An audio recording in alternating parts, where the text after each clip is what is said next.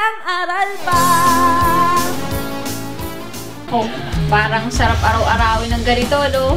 Siyempre naman, basta may free time tayo, diretso tayo dito Sige. Classmates, sana nag-enjoy rin kayo sa bonding natin ngayon at sa mga lesson na pag-aralan natin.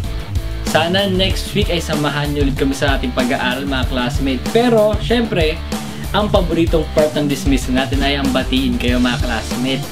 Hi kila Ella Villamartin at Fatima Joy Aguado. Happy viewing din sa inyo, Beverly Hernandez at Jojo de la Cruz. At syempre, hindi rin magpapauli ang ating mga classmates na sina Archie Rivero at Lucy Flores. Hello din classmates Jessica Dato at Cathy Competente. Pero syempre, hindi rin natin nakakalimutan pasalamatan ng ating special classmate for today na si Cherise Mendoza. Thank you so much!